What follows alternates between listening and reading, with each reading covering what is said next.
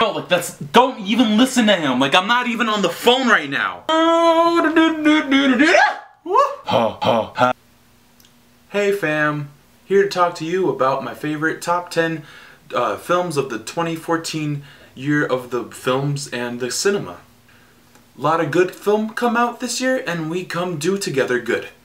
I have some honorable mentions. I don't know how to like do the they're coming up right now. Oh hi. Okay. That one's good. All of these are like good movies. They could have easily made my list. Maybe not. Just right there. Oh, that one so good, so good. Oh my god. So this one is just what? I love this one. You should check this one out. It doesn't seem like it'd be that good, but you should check this one out.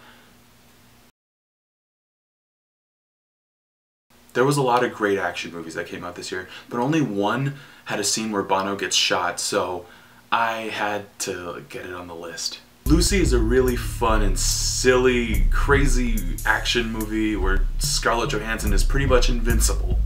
There's this convoluted and pretentious plot where it just has to do with like science and just some crazy stuff, but what's nice about it is that it just stands as like a backdrop to the exploding cars and cheetahs. In this car chase, a guy who was in the car with Lucy says, "I'd rather be late than die." And without even taking her eyes off the road, she says, "You never really die." And that's just the kind of humor that I really love seeing in a movie because it just does not give a shit. It's also kind of like a really good investigation of having that problem of an invincible character. She never really comes in contact with something that she can't handle. And the movie does something so incredible and goofy and just balls out crazy bananas at the end that is just so much fun to watch and see, and I just can't recommend this movie enough. It's just so much fun. I guess Michael Scott's doing pretty good in Colorado. Foxcatcher is Bennett Miller's sports drama that inspired millions and stars Channing Tatum as our underdog. When I first saw this movie, I honestly didn't like it, mainly because of Steve Carell's bizarre performance. Just John DuPont just kind of creeps in and there's no way of watching this movie without thinking this guy's gonna kill somebody. But what really got me to watch it a second time was the dynamic that Channing Tatum and Mark Ruffalo have that it sticks in your head. He's a focused introvert. He doesn't get along with other people because they don't know how to get along with him. He trains every day but still secretly eats McDonald's in his car and eats ramen at home. His relationship with his brother is displayed in this really nuanced scene where they're wrestling and they're just giving and taking to each other, and you can tell who is who in that relationship just by watching the two. Steve Carell still comes off a little creepy and like psychopathic. When you view the film as an indictment of John DuPont's behavior and psyche, I think the movie does a really good job at berating him. I wish Jennifer Kent's directorial debut, The Babadook, was the standard for all horror movies. It kind of looks like your average cookie-cutter horror film, and it just kind of blends in with the rest. But it does things I've honestly never seen before. It uses horror movie tropes and scares and just the tone of a horror movie in general as a character study of this depressed mom who may or may not hate her child. The villain isn't necessarily clear. You don't know whether it's this demon child or maybe the mom is starting to get some stuff, or if it's just the Babadook. But all of it just stands as a symbol for the depression that she's feeling, and is just something really completely out of left field I've never seen before. I wasn't surprised to find out that Jennifer Kent is really inspired by Lars von Trier, because this film really does feel like very von Trier at times. The human behavior is very much something out of a von Trier movie. I think she does a much better job with the kid because von Trier does not know how to handle children.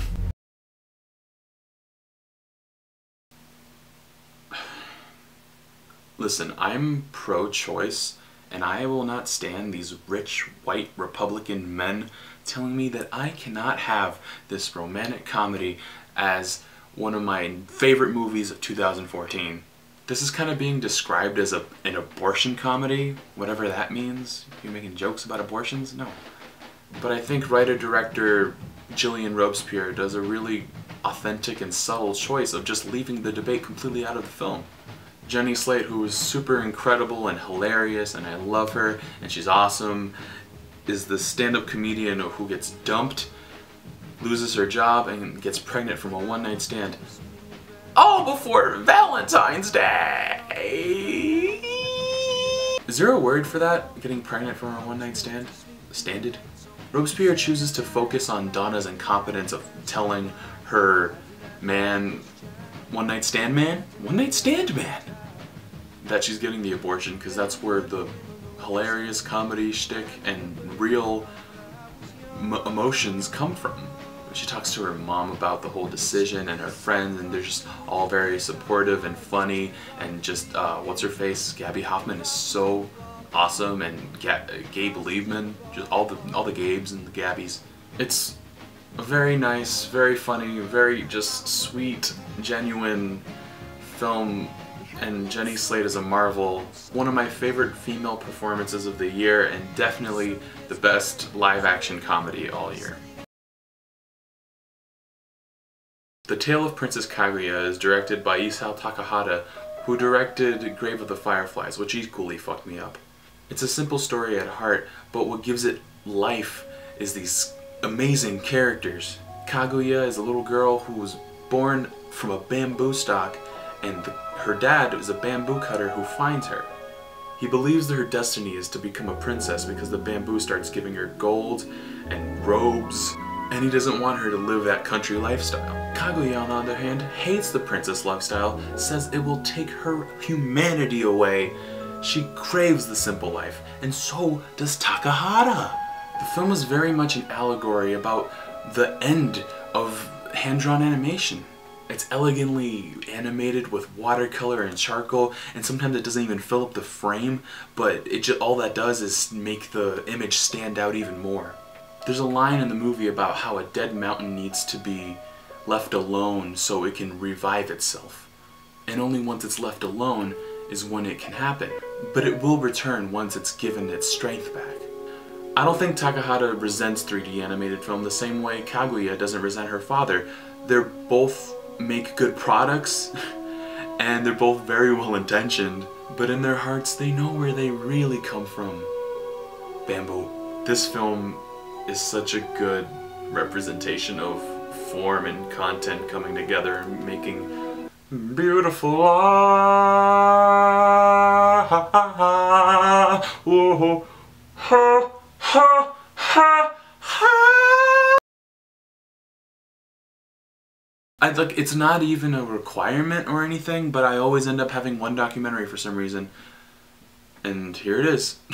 Mistaken for Strangers is directed by Tom Berninger, the brother of Matt Berninger, who was the lead singer of The National. It's not really a rock doc or like a behind the music-y kind of thing, because Tom goes on tour because he gets hired as a roadie, basically, and he decides to film his experience. And instead of getting all behind the music-y and trying to find out where the art comes from, he asks questions like, which one of you plays the fastest? If you've done drugs, what type of drugs have you done? Him and the editor, Karen Besser, choose to include scenes of him getting drunk and passing out and him just doing incompetent things to make the eventual firing seem just. He and Matt have a special bond where even though Matt is constantly disappointed in Tom, he really believes in him and wants him to finish this movie, which is also another thing that's awesome because you see him editing the movie while you're watching the movie, and there's even a screening of a first draft of the movie in the movie, and just something I've never seen before where you watch the movie being made. It's awesome. There's a really surreal moment where Tom looks at the camera and talks about a special moment he had where Matt called him on the phone and told him about this nightmare, and he's just very candid and true to himself for like probably the first time I've seen in the movie, and just behind him is this complex system of sticky notes that he has that helps him edit. It's just a funny little moment that is so serious but still so complicated, and has this Terminator drawing that he drew on the side. It's very funny. I didn't even like The National before I saw this movie, and it's not a concert footage movie at all, but the concert footage is really good. It gets you a really good idea of what a national show would be, because they seem very intense and fun to watch. The final scene of the movie is during a concert, and it really just encompasses the whole feeling of the movie, which is just the labors of companionship and collaboration. I have no interest in X-Men movies at all, so the fact that this spin-off is on my list is a pretty good achievement. Nightcrawler, or How to Succeed in Broadcast News, written by Dennis Reynolds, is a movie written and directed by Dan Gilroy about a man who will do whatever it takes to get what he wants. Or at least that's how the character of Lou Boom sees himself. Movies that take on the point of view of a troubled protagonist can sometimes come off as pretentious or masturbatory for the filmmaker. What the film does right is it never hides his intentions, because his sociopathic tendencies would never allow the film to do that. It wouldn't allow for that kind of mystery. We get a first-hand look, but not a POV, or ride-alongs. Jake Gyllenhaal's eyes are the most deceiving yet most telling reaction pieces of the whole film. There's scenes where he looks very sincere in wanting a job, and he's very humble, and his face he has these like wet Steve Buscemi eyes. But just later in the film he has the same look and he threatens to hurt somebody very badly. As Lou gets better at night crawling, which is freelance work where you film car collisions and crimes, he has grandiose ideas for his company, and he talks about them as if it's not just two dudes in a car. Edge of my seat, nail biter, hair raiser, those are three cliche buzzwords that people use to describe thrilling scenes in movies, and if the final sequence of the film doesn't have you feeling any of those three, I just don't understand what kind of movie would have you feeling any of those three. So click on one of the three and find out what kind of person you are. We'll be here all day. Thank you. I'm not gonna say this line. It's not how I feel. It's like just come for the nudity, stay for the skin harvesting. No! Under the Skin is Jonathan Glazer's movie from early 2014 that really made an impact on people as one of the most visceral experiences of the whole year. Scarlett Johansson in her second appearance on this list!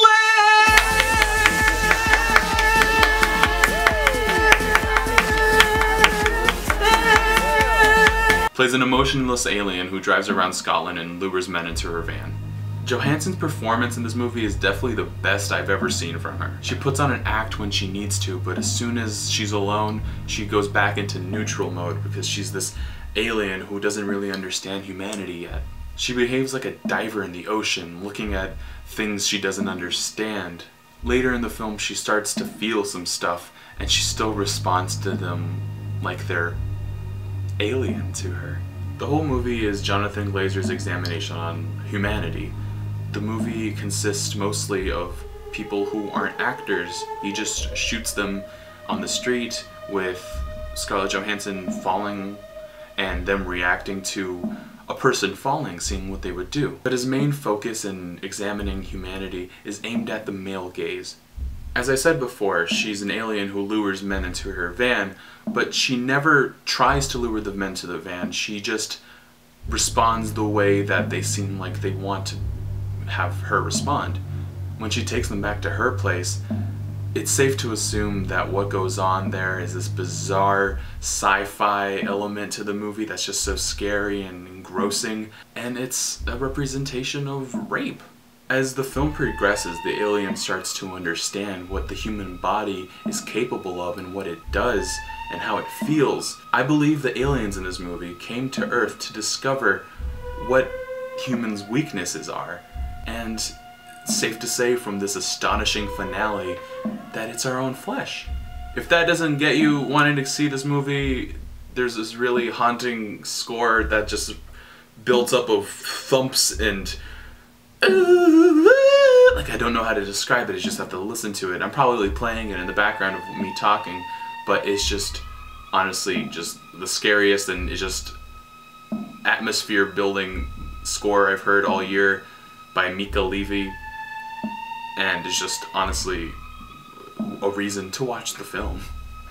Under the Skin, 10 stars, 5 A+, 10million.com.org, www.undertheskin.com, Scarlett Johansson, boo.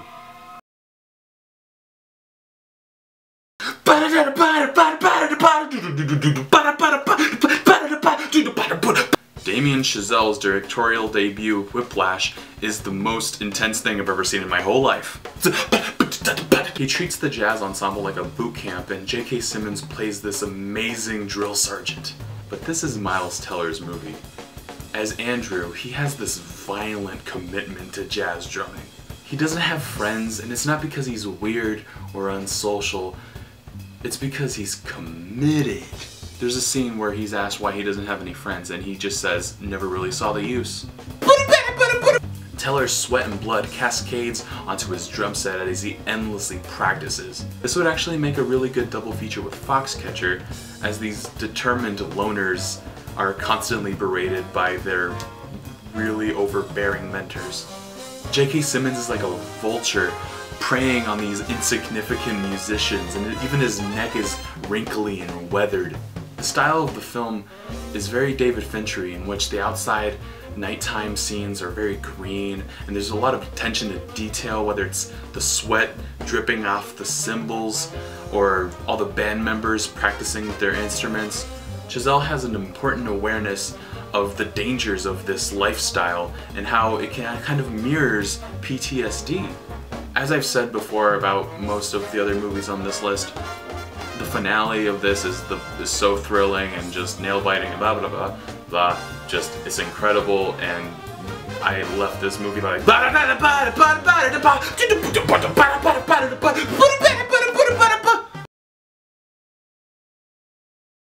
from depression to abortion to sociopaths to alien rape. My list seems to deal with a lot of adult themes, but none more adult than my number one: teamwork. The Lego Movie is written and directed by the miracle working team of Phil Lord and Chris Miller. In the mainstream film industry, creativity is stunted by remakes and premakes and prequels and sequels and reboots and films based on the novel Push by Sapphire.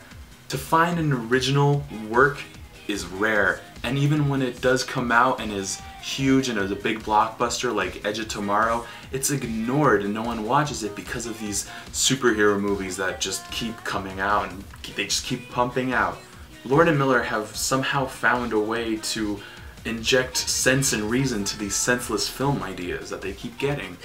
In the Lego Movie, they turn what should have been a product placement extravaganza into a film that's just about learning your own creativity and your own individualism, and it's just all what Lego was meant to be about. The film makes statements about society that are honestly on par with Charlie Chaplin's Modern Times. Emmett wakes up and immediately runs to the instructions on how to fit in, have everyone like you, and always be happy. He goes to work in a super well-run construction site that everyone is talking about the latest TV program, and everyone is singing the movie's theme song, Everything is Awesome. At the construction site, a foreman says, "Take anything weird and destroy it." And nobody questions that, because it's the instructions. In come the master builders, who have learned that the instructions are a constricting set of rules set by an unseen force. But the film isn't saying that chaos is a good thing and no restrictions is a good thing and we should all not follow the instructions, because whenever the master builders try to work together, they're always trying to put in their ideas first. That's why when they work together, the submarine that they build goes under and they have to escape. That's why Emmett is so crucial to this team of master builders, because his ideas of always following the instructions ends up saving them. As the submarine falls apart and explodes, what saves them is his idea for the double-decker couch. The double-decker couch was Emmett's idea of a couch that has basically a bump bed capabilities, which was subject to much scrutiny, but at the end of the day, it saved them. This is the film's statement on creativity. You can live your life being the stifled lord business who wants everything in order and frozen and just the way it's supposed to be. Or you could be like the master builders and have complete creative control over everything they do. But in either situation, you must work together and respect each other, and you'll actually find something that's beneficial for all. The film is the double-decker couch. Something that was a bad idea, but ended up being the best thing in the world. Oh, also, it's like the funniest movie like I've seen all year and in such a long time, and you should just watch it because it's just great and so funny, and just everything about it is really great. So what have we covered? Good films,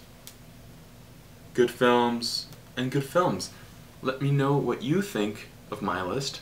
Tell me what your list is. Hopefully, this list has opened your eyes to new films that you've never watched, or different perspectives on a film that you didn't really care about when you first saw it. I'm never against anyone loving anything, and if you love something, let me know what you love. So let me know what you love, because I want to love it all. Thank you very much. My name has been Dempson. I'll see you next year because I do not do these videos enough. I really need this YouTube money. Caravan! It's been a while since I could